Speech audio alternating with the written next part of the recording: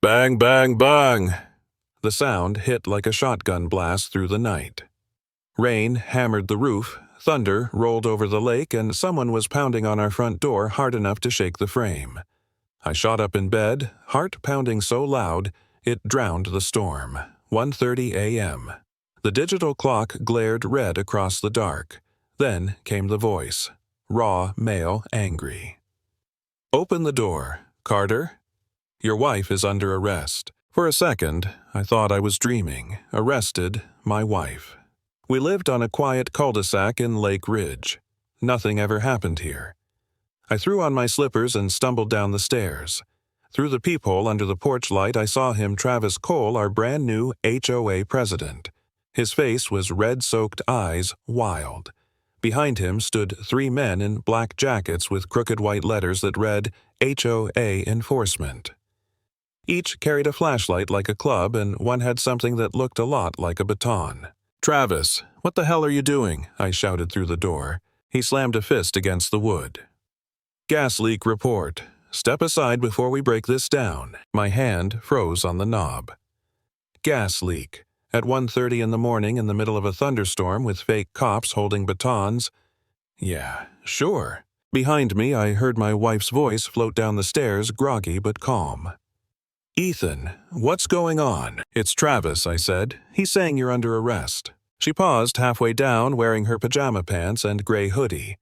For a moment, I expected fear or confusion. Instead, she looked bored, maybe even amused. Then, everything about her changed. The softness disappeared.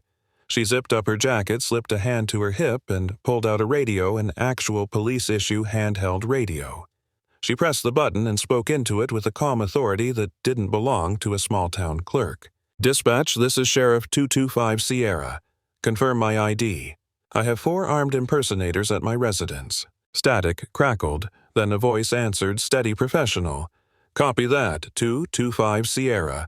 Units en route. Hold your position. Sheriff." The temperature in that hallway dropped 10 degrees. Outside, the men froze.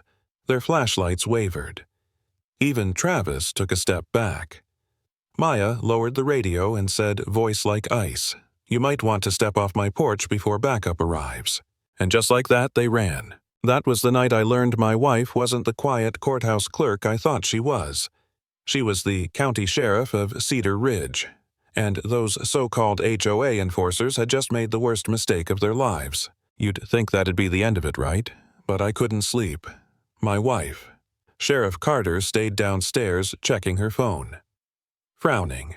"Dashcam footage from the patrol car that responded," she murmured. "Missing, deleted. Then the doorbell camera footage also gone." "Someone's inside the system," she said. "This isn't just Travis being a bully. The next night the power cut out across our block. Every light went dead. Even the fridge. Through the window I saw shapes moving, 4 of them hugging the hedge line. No talking this time. Just purpose." Maya whispered, "Same crew." She dialed 911 but didn't speak, letting the open line record everything. We crept to the stairs. The house felt like a lung holding its breath.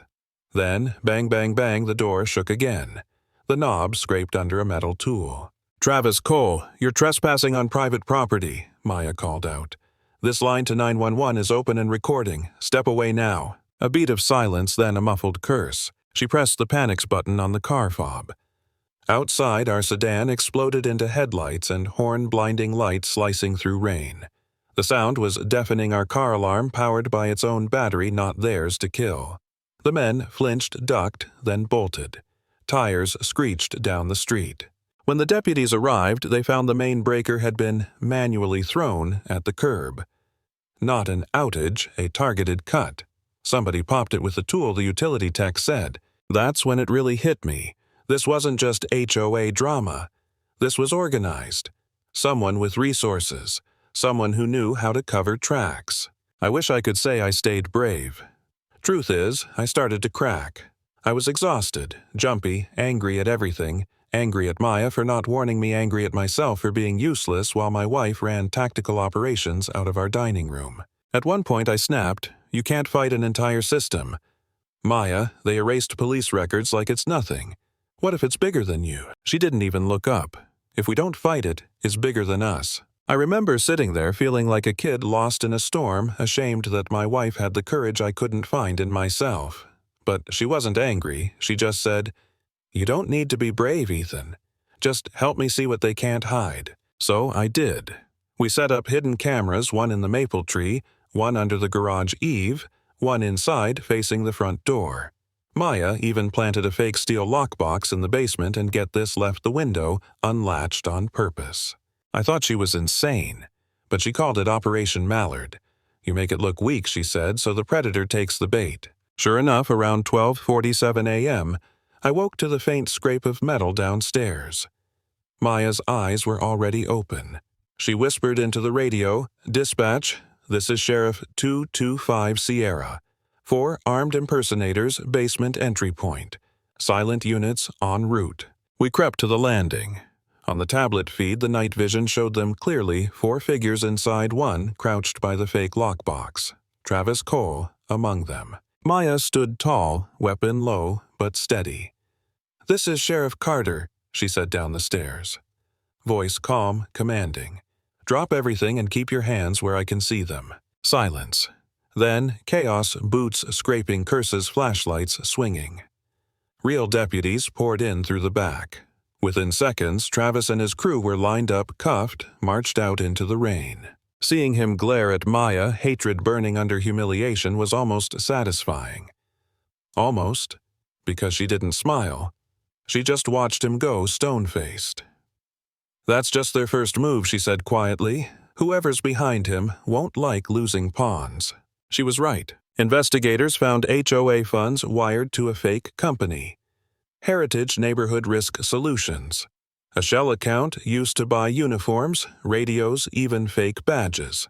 And the supplier, Bridgemark Security Logistics, run by the brother-in-law of the HOA's attorney. It was a racket cell, fear to homeowners, skim the dues, silence anyone who complained. Maya joined forces with Detective Harkins and the FBI. Their plan, bait the baiters. We created a fake HOA Lakeview Bluffs. I posed as Ethan Blake, a newly elected HOA president looking to secure the neighborhood.